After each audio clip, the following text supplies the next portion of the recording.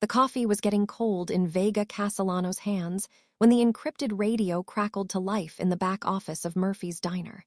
She'd been balancing the day's receipts, her waitress apron still tied around her waist, when the familiar static made her blood freeze. Nobody was supposed to know about that radio. Hell, nobody was supposed to know she existed anymore. Phoenix 7, this is Blackwater Control. Emergency authentication Delta 77 Alpha. Respond immediately. Vega's fingers trembled as she reached for the handset. Phoenix 7. They hadn't used that call sign in 3 years. Not since the incident over Syria that had cost her everything, her career, her reputation, and very nearly her sanity. The Pentagon had buried the mission so deep that even she wasn't sure what had really happened that night. All she knew was that when the smoke cleared, Captain Vega, Phoenix, Castellanos was persona non grata, stripped of her wings and exiled to civilian life with a pension and a warning to disappear. Blackwater Control, Phoenix 7 responding. Authentication confirmed. Her voice was steadier than she felt. What's the nature of your emergency?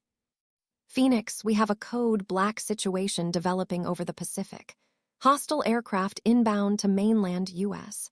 ETA 47 minutes. We need you airborne in 30. Vega laughed, a bitter sound in the cramped office. Control, I think you have the wrong number. I'm a waitress now. Been serving pie and coffee for 3 years. Find yourself another pilot. Negative, Phoenix. Your A-10C is fueled and armed at Vandenberg. We know exactly who you are. Billionaire's daughter who walked away from Daddy's aerospace empire to fly for Uncle Sam. Distinguished Flying Cross. 2 Purple Hearts. 73 confirmed kills before your 28th birthday. The only pilot who's ever successfully engaged a stealth fighter in air-to-air combat. That last part hit like a sledgehammer. The stealth fighter. The night that had haunted her dreams for 3 years. How did they know about that? The mission had been classified beyond black. Even she didn't have clearance for her own after-action reports. What makes you think I'll come? She asked, though her heart was already racing. Because, Phoenix, the aircraft heading for Los Angeles. It's the same design you shot down over Damascus. And this time, there are 12 of them. The handset slipped from her fingers, clattering onto the desk among the scattered receipts and order slips. Outside, the afternoon sun cast long shadows across the parking lot where truckers and traveling salesmen sat in booths, completely unaware that the woman who just served them coffee was possibly the only person in America who could stop what was coming. Vega stared at her reflection in the black computer screen, seeing not a waitress, but a warrior who'd been dormant too long. 29 minutes to wheels up. The clock on the wall ticked like a countdown timer, each second bringing death closer to the mainland.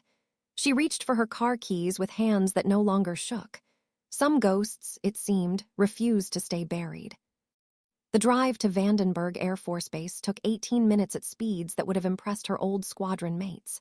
Vega's Honda Civic, with its cracked windshield and coffee-stained seats, looked absurdly out of place among the military vehicles as she approached the main gate.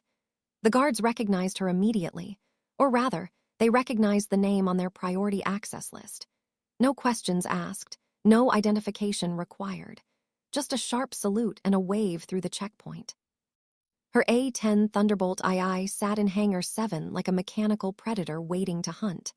Someone had maintained her perfectly, every rivet polished, every system updated with the latest modifications. The twin General Electric turbofans hummed with barely contained power as ground crews performed final checks. This wasn't her original bird, but it might as well have been. The same configuration, the same weapons loadout, even the same scratched paint job that spelled Warthog in faded letters below the canopy. Major Castellanos, a young lieutenant approached with a flight suit draped over his arm. Your gear, ma'am. Pre-flight briefing is in 5 minutes. Major, they'd given her the promotion she'd been denied 3 years ago. Interesting. Vega slipped out of her diner uniform and into the familiar embrace of military flight gear. The suit fit perfectly, as if someone had been tracking her measurements. The helmet bore fresh Phoenix 7 decals, and her old squadron patches had been sewn onto the shoulders with military precision. In the briefing room, A stern-faced colonel she didn't recognize stood before a wall of tactical displays.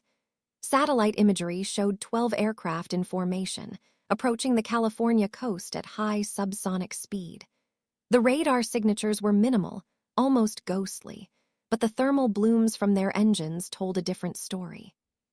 "These aren't conventional stealth fighters," the colonel began without preamble. "Intelligence suggests they're prototypes of the aircraft you engaged over Syria, except now they're production models, and they're armed with air-to-surface missiles capable of leveling city blocks." Vega studied the formation pattern, her tactical mind automatically calculating intercept courses and engagement envelopes. "Who's flying them?" "Unknown. No radio chatter, no IFF responses. They appeared on satellite surveillance 2 hours ago, approximately 400 miles west of the coast. Current heading suggests Los Angeles as the primary target."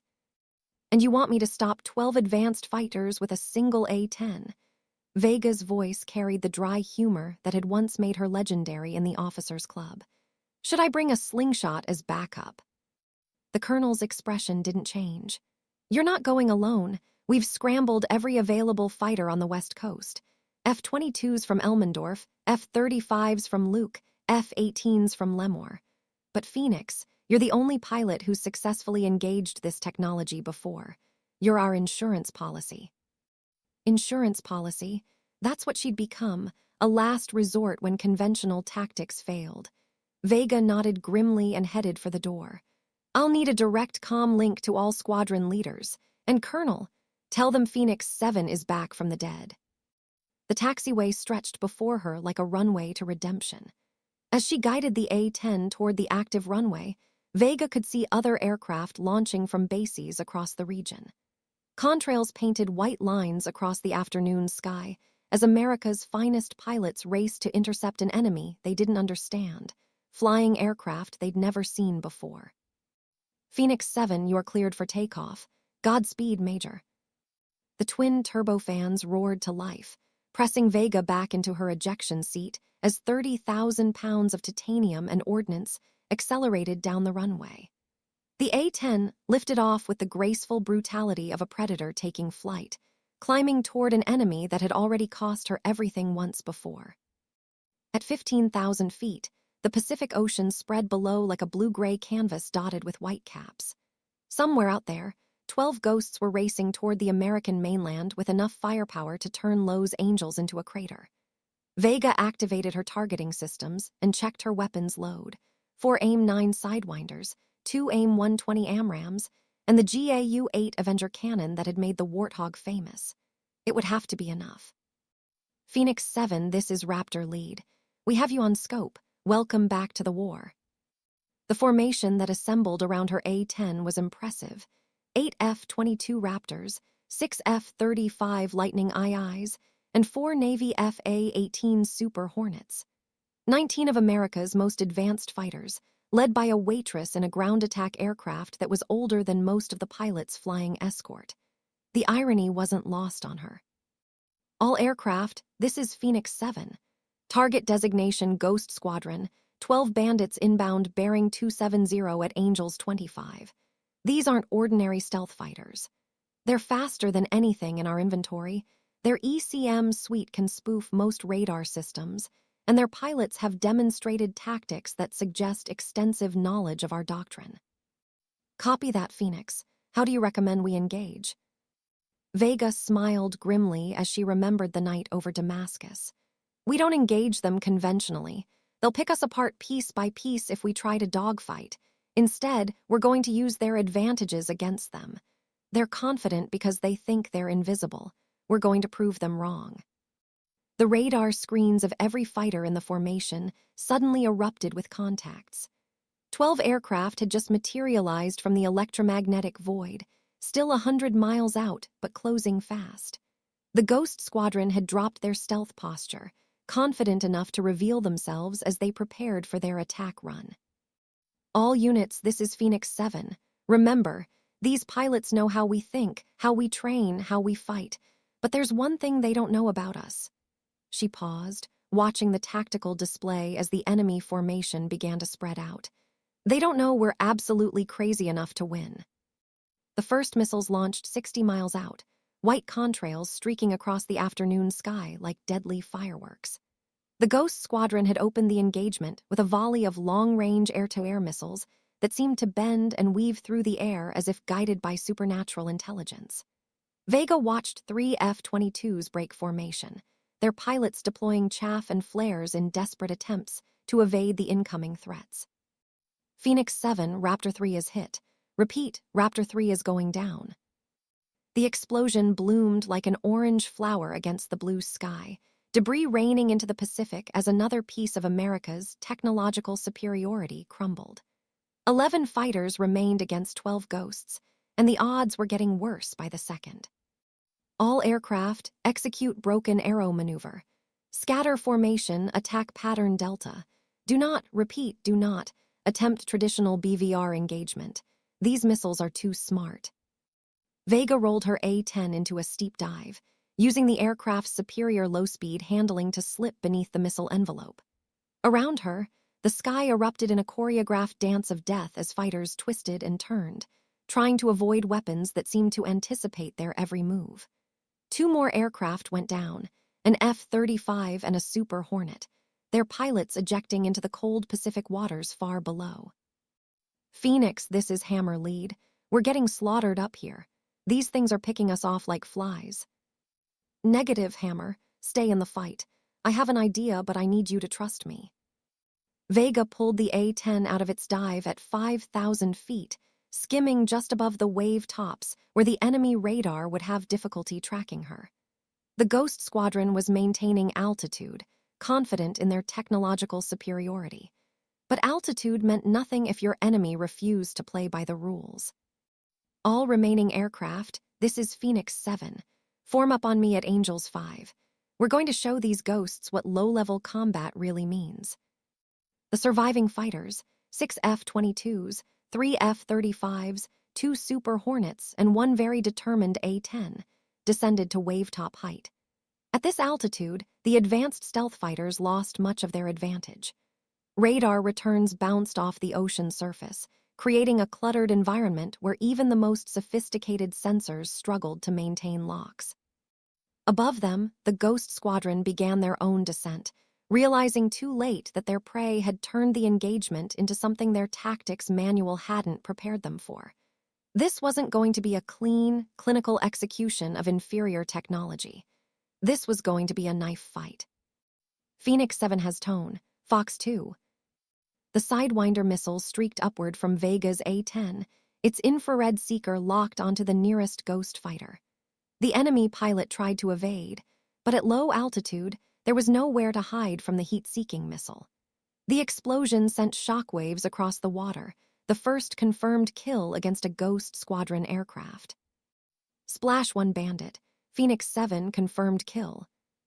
The formation that had seemed invincible just minutes before suddenly found itself in a fair fight. The Ghost pilots were skilled, but they'd been trained to fight against conventional tactics. What they hadn't expected was an enemy willing to drag them down into the weeds where technology mattered less than pilot skill and raw determination. Vega pulled the A-10 into a climbing turn, the GAU-8 cannon spooling up with its distinctive whining sound. The 30mm rounds tore through the air like a stream of deadly hail, forcing 2 ghost fighters to break formation. In the chaos, Raptor lead managed to get a lock and fired an AMRAAM that found its mark, sending another enemy aircraft spinning into the ocean. 2 down, 10 to go, Vega muttered, scanning the sky for her next target. The battle was far from over, but for the first time since the engagement began, America's defenders were fighting on equal terms. And sometimes, equal terms were all Phoenix 7 needed. The sky above the Pacific had become a 3-dimensional chessboard where death moved at Mach 2. Vega watched her tactical display as the remaining ghost fighters adapted to their new reality, splitting into 2 ship elements that used the ocean's surface as both shield and weapon. These pilots were learning fast, too fast for comfort. Phoenix 7, Vampire, 2 missiles inbound, bearing 095. Vega threw the A-10 into a punishing right turn, the G-forces pressing her deep into her seat. The missiles, sleek black shapes with no visible exhaust plumes, curved through the air like living things, their guidance systems calculating intercept vectors with inhuman precision. She deployed chaff and flares, filling the sky behind her with metallic confetti and burning magnesium, but the weapons barely wavered. At the last second, Vega pulled the Warthog into a vertical climb that should have been impossible for such a heavy aircraft.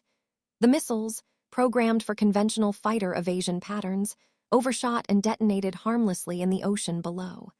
But the maneuver had cost her altitude, airspeed, and position.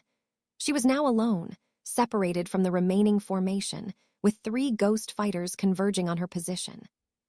Phoenix 7 is engaged defensive. All aircraft continue mission. Do not attempt assist. She meant it. The A-10 was tough, but it wasn't built for air-to-air combat against advanced fighters. If she was going down, she'd take as many of them with her as possible. The GAU-8 cannon had enough ammunition for 3 good bursts. She'd have to make them count. The first ghost fighter came in high and fast, confident that the lumbering ground attack aircraft couldn't possibly threaten a modern air superiority fighter. The pilot learned otherwise when Vega's cannon rounds stitched across his port wing, severing control surfaces and hydraulic lines. The Ghost spun out of control, its pilot ejecting moments before the aircraft augured into the Pacific. 3 down, Vega whispered, but there was no time for celebration. The remaining 2 ghosts had learned from their wingman's mistake. They were coordinating their attack, coming in from different angles to prevent her from engaging both simultaneously. Phoenix 7, this is Spear Laid. We're inbound to your position, ETA 2 minutes. Negative, Spear Lead. Maintain your intercept heading. The remaining ghosts are still heading for Lowe's Angels. Through her canopy, Vega could see the enemy fighters setting up for their attack run. Beautiful aircraft, she had to admit, sleek as sharks, with angular lines that seemed to bend light around them. Someone had spent billions developing these machines, and they were about to prove their worth against a 30-year-old design that looked like a flying bathtub with wings. The first missile launch came from her 3 o'clock, a streak of white fire that seemed to home in on her aircraft with supernatural accuracy. Vega rolled inverted and pulled negative GS, using the A-10's unusual flight characteristics to create an evasion pattern that confused the weapon's guidance system. The missile passed close enough that she could see the manufacturer's markings on its fuselage, Cyrillic letters that told a story she didn't want to contemplate. The second ghost attacked from below, rising through the ocean spray like a mechanical leviathan. Its cannon fire walked across the water toward her aircraft, creating a line of destruction that seemed inevitable. Vega pulled up and right, feeling bullets punch through her starboard wing. Warning lights flickered across her instrument panel, but the A-10's legendary durability kept her airborne. She had one chance, one perfect moment when both ghost fighters would be vulnerable to a single devastating attack. Vega rolled her aircraft inverted and pulled the stick back, sending the Warthog into a screaming dive that would either end with victory or a crater in the Pacific Ocean. The GS were crushing, but she held on, watching as the 2 enemy fighters converged below her, their pilots focused on coordinating their final attack. Time to die, ghosts. The GAU-8 cannon erupted with the sound of tearing metal, its 7 barrels spinning at maximum velocity. 70 rounds per second of depleted uranium death rained down on the ghost formation, and this time, there was nowhere to hide. Both aircraft vanished in overlapping explosions that painted the sky orange and black, their wreckage joining their wingman in the depths of the Pacific. Vega pulled out of the dive barely 50 feet above the waves, her aircraft shuddering from battle damage but still flying. Around her, the sky had grown strangely quiet. The remaining American fighters were engaging the last 7 ghost aircraft, but the outcome was no longer in doubt. Without their numerical advantage, the mysterious attackers were being systematically destroyed by pilots who finally understood how to fight them. All aircraft, this is Control. Splash all remaining bandits. Repeat, all Ghost Squadron aircraft destroyed. RTB for debrief. The radio chatter that followed was a mixture of relief, disbelief, and grudging respect for the Waitress who just reminded everyone why they called her Phoenix. But Vega wasn't listening to the congratulations. She was staring at the wreckage floating on the water below, wondering who had built those aircraft and why they'd known exactly how to counter American fighter tactics. The questions would have to wait. For now, it was enough that Lowe's Angels still existed, and that Phoenix 7 had risen from the ashes one more time.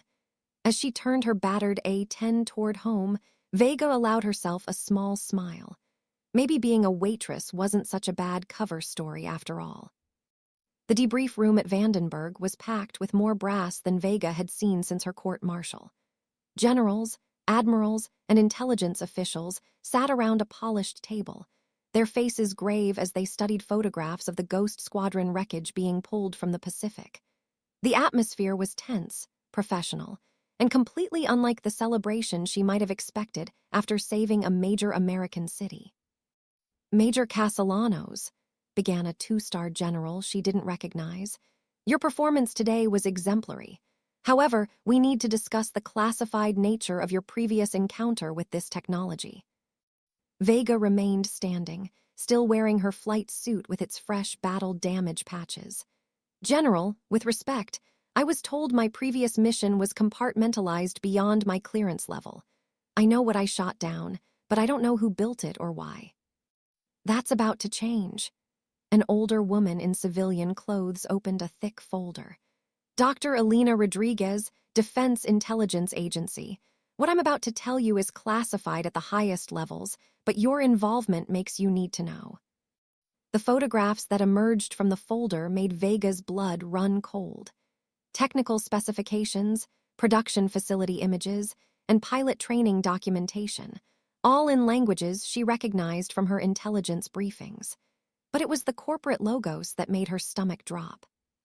The Ghost Squadron aircraft were manufactured by a joint venture between 3 defense contractors: one American, one Russian, one Chinese. The pilots were mercenaries, trained at a facility in international waters using hijacked American tactical doctrine. Vega studied the images, her mind racing. "Someone's been selling our secrets." "More than that," Dr. Rodriguez continued. "Someone's been preparing for this exact scenario. The attack on Lowe's Angels wasn't random. It was a field test. They wanted to see how we'd respond to a stealth fighter threat, what tactics we'd use, what countermeasures we'd deploy. And I just gave them a masterclass in low-altitude intercept techniques," Vega said quietly. "Exactly. Which is why your cover as a civilian must be maintained. As far as the world knows, Major Vega Castellanos died in a training accident 3 years ago. The waitress at Murphy's Diner is just a coincidence." The general leaned forward. "We're offering you a choice, Phoenix.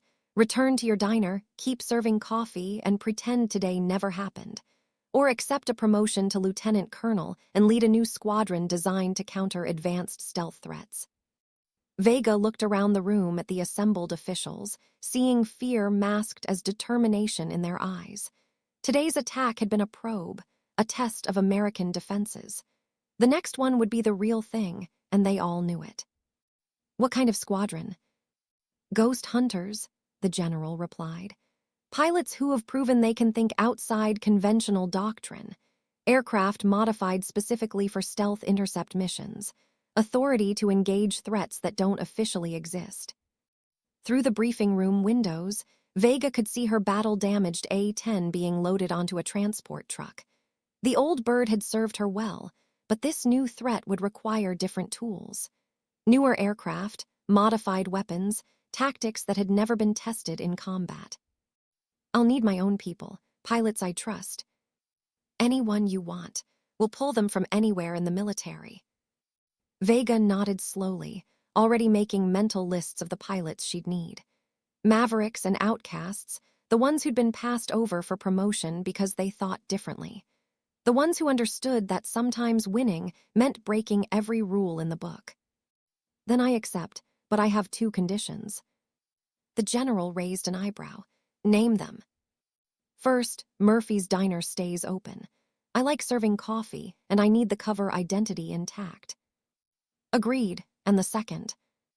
Vega smiled grimly, her eyes reflecting the same predatory gleam that had made her legendary in the cockpit. The next time these ghosts come hunting, we're going to be ready for them, and they're going to learn why they should never underestimate a waitress who knows how to fly. The phone call came at 300 hours, 3 weeks after Lowe's Angels. Vega was in her apartment above the diner, reviewing classified files on potential ghost hunter recruits, when the secure line buzzed with an encrypted transmission from Washington. Phoenix 7, this is Olympus. Priority Alpha message. Authentication Bravo Delta 77. She grabbed the handset, instantly alert. Priority Alpha meant imminent threat to national security. Olympus, Phoenix 7 authenticated, go ahead. We have a situation developing in the South China Sea. 3 Ghost Squadron aircraft just went active over international waters, heading for Taiwan. Local time 1500 hours. They'll be in Taiwanese airspace in 90 minutes. Vega was already moving, pulling on her flight suit while balancing the phone against her shoulder. What's the response posture? Official channels are tied up in diplomatic protests. Unofficially, we have a Nimitz-class carrier task force in the area, but they're under strict orders not to engage unless directly attacked. The Taiwanese are scrambling their F-16s, but they've never encountered this technology. And you want Ghost Hunter Squadron to intervene? Negative. Ghost Hunter Squadron doesn't exist yet, but Lieutenant Colonel Castellanos, on temporary assignment to Pacific Fleet Intelligence, might find herself in the area with a modified F-22 Raptor. The aircraft waiting for her at Vandenberg was unlike any fighter she'd ever seen. Externally, it looked like a standard F-22, but the modifications were extensive. Additional sensors clustered around the nose, conformal fuel tanks that extended its range, and weapons pylons that could accommodate ordnance specifically designed for engaging stealth targets. She's called the F-22X Ghost Killer, explained the crew chief as Vega performed her pre-flight inspection. Radar's been upgraded with quantum entanglement tracking, missiles use AI-guided seekers that can't be spoofed, and the cannon fires programmable ammunition. Vega nodded, running her hands over the sleek fuselage. This aircraft represented the cutting edge of American aerospace technology, designed specifically to hunt the hunters. But it was still just a machine. Success would depend on the pilot's ability to think like the enemy. The flight to the Western Pacific took 4 hours with multiple aerial refuelings. As she approached the contested airspace, Vega's radio crackled with panicked transmissions from Taiwanese fighter controllers. The Ghost Squadron aircraft had begun their attack run, and 2 F-16s were already down. Phoenix 7, this is Liberty Base. You are cleared to engage. Weapons free on all Ghost Squadron aircraft. The tactical display showed 3 contacts moving in perfect formation toward the Taiwanese coast. But something was different this time.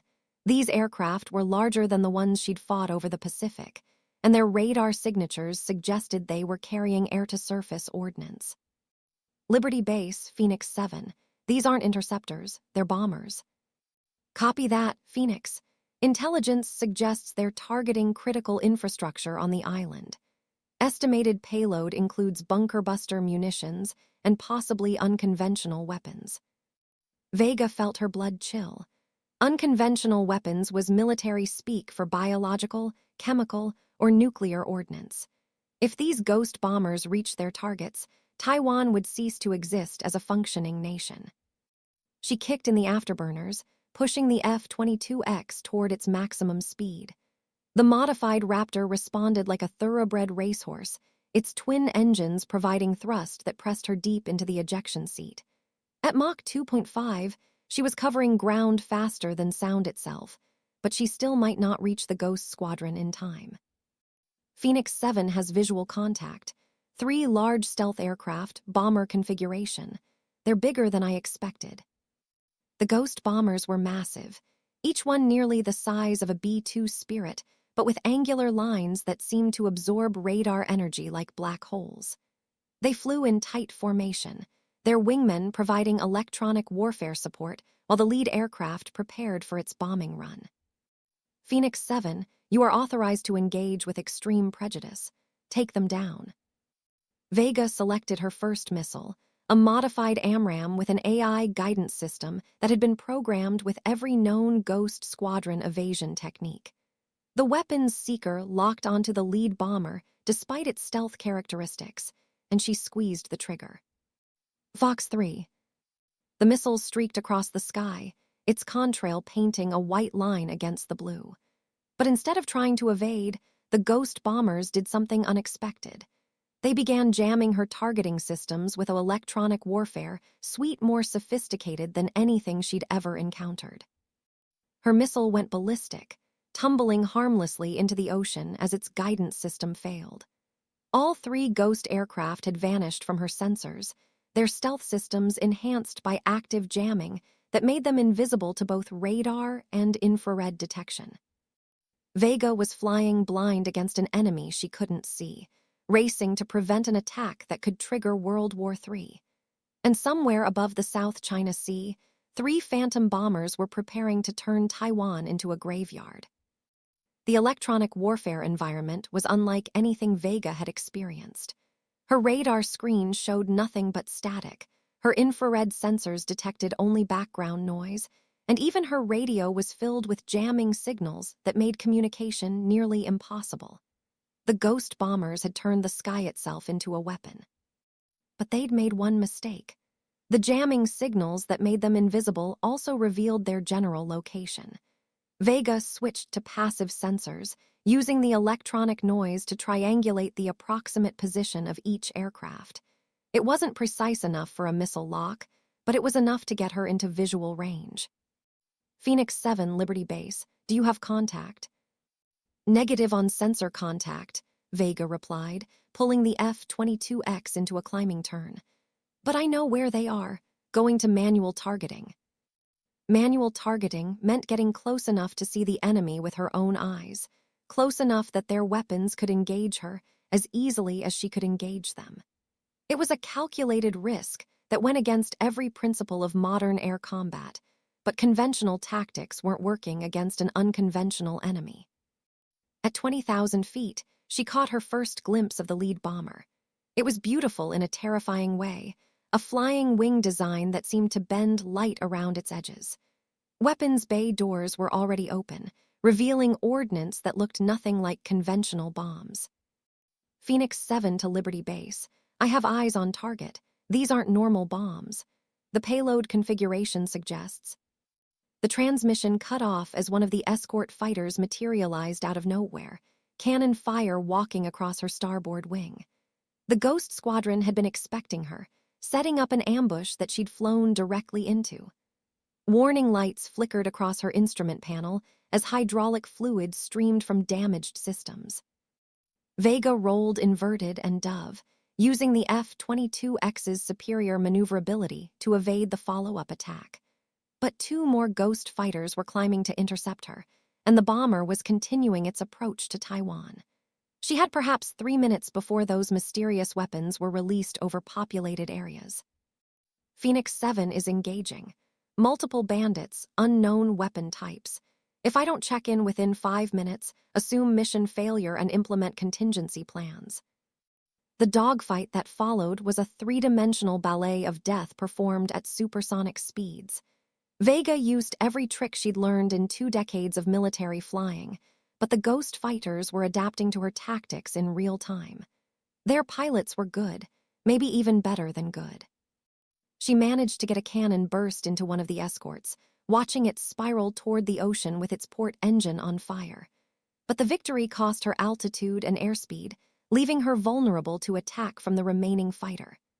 Cannon rounds punched through her canopy, spiderwebbing the armored glass and filling the cockpit with frigid air. Phoenix 7 is hit, canopy damaged, losing cabin pressure. But she was still flying, still fighting, still the only thing standing between Taiwan and destruction. The bomber was beginning its final approach, weapons bay doors fully open now. Whatever those weapons were, they would be released in less than 2 minutes.